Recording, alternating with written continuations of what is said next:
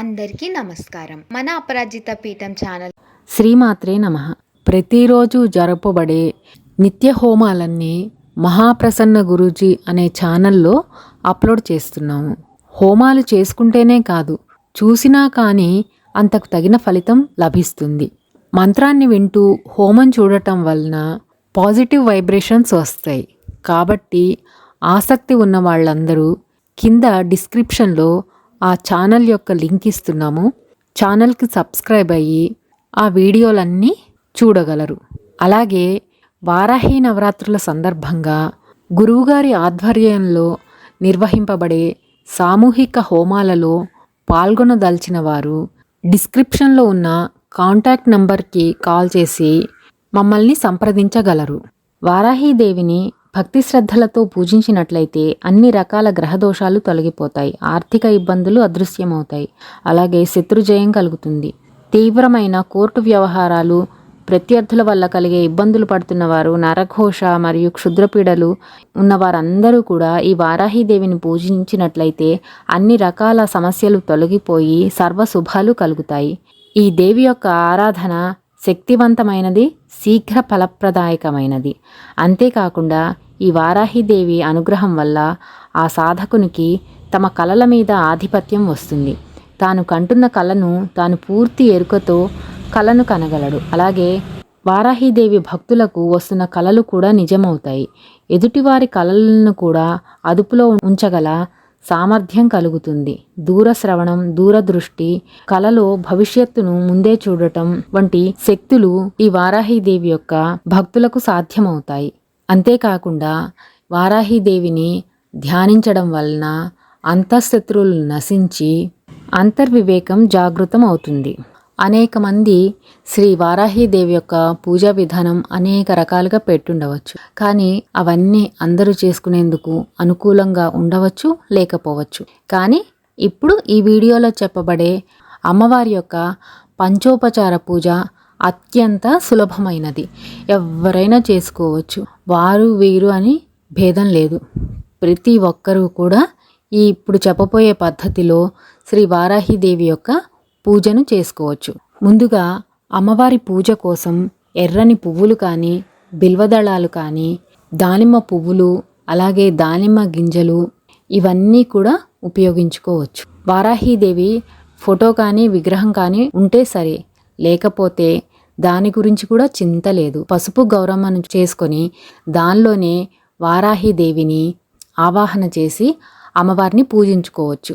ఇక అమ్మవారికి నైవేద్యంగా ముఖ్యంగా దానిమ్మ గింజలు, గుండ్రంగా ఉండే లడ్డు లాంటి పదార్థాలు, అలాగే తీపి పదార్థాలు, ఆవు పాలతో చేసిన బెల్లం పాయసం ఇవన్నీ అమ్మవారికి చాలా ఇష్టమైన పదార్థాలు. కాబట్టి వీటన్నింటిలో ఏదైనా మీకు ఏది అనుకూలత ఉంటే వాటిని నైవేద్యంగా సమర్పించవచ్చు.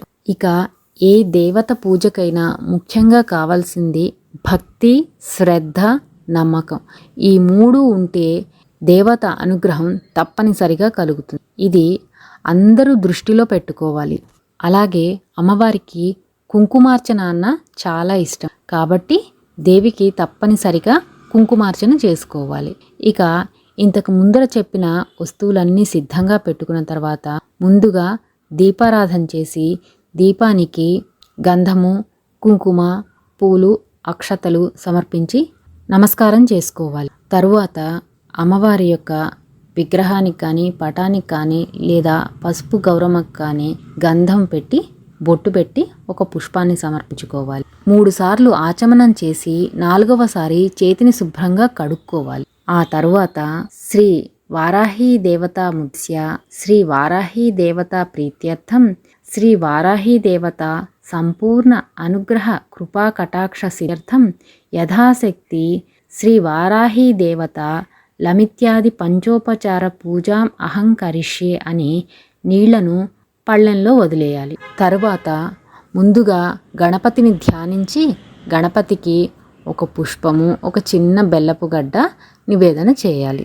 ఆ తరువాత లం పృథ్వీ తత్వాత్మికాయై శ్రీ వారాహీ దేవతాయే నమః గంధం సమర్పయామి నమః అని దేవికి గంధాన్ని సమర్పించాలి. దాని తర్వాత కుంకుమను కూడా సమర్పించాలి.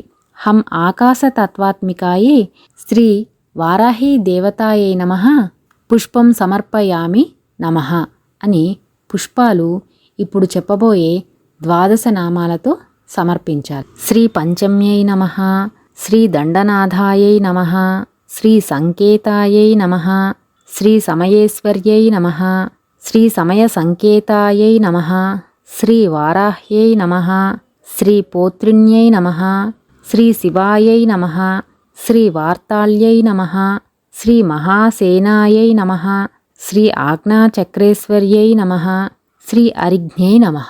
ఈ 12 నామాలను చెప్తూ పుష్పాలు కానీ, కుంకుమ కానీ, లేదా దానిమ్మ గింజలు కానీ, బిల్వదళాలు కానీ యథాశక్తి మీకేది అనుకూలంగా ఉంటే దాన్ని సమర్పించాలి. ఇది ఒకసారి చేస్తే 12 నామాలు. అలాగే ఈ 12 నామాలను 9 సార్లు చేస్తే 108 నామాలు. ఆ విధంగా మీకు ఎన్నిసార్లు శక్తి ఉంటే అన్నిసార్లు ఈ 12 నామాలను చెప్తూ కుంకుమార్చన కానీ, పుష్పార్చన కానీ, లేదా దానిమ్మ గింజలతో అర్చన కానీ, బిల్వార్చన కానీ మీ ఇష్టం. మీకు ఏది అనుకూలంగా ఉంటే దాన్ని చేసుకో.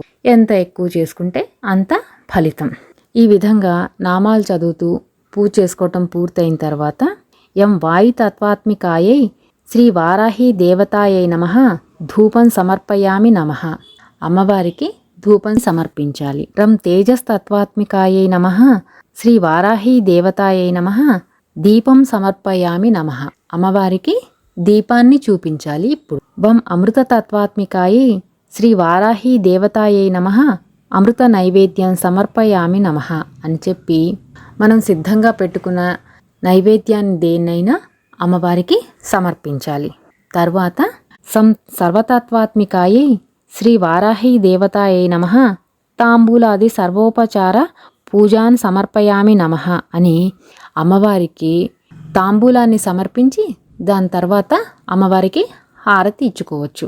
ఈ విధంగా శ్రీ వారాహీదేవి యొక్క పూజను అత్యంత సులభంగా ఎవరైనా చేసుకోవచ్చు. ఈ పూజ చేసుకోవడానికి వాళ్ళు చేసుకోవాలి, వీళ్ళు చేసుకోవాలి అనే నియమాలు ఏమీ లేవు. శుచిగా శుభ్రంగా ఉండి భక్తి శ్రద్ధలతో ఎవరైనా చేసుకో. అమ్మవారి పూజ సులభంగా చేసుకోవడానికి ఇదొక పద్ధతి. శ్రీమాత్రే నమః.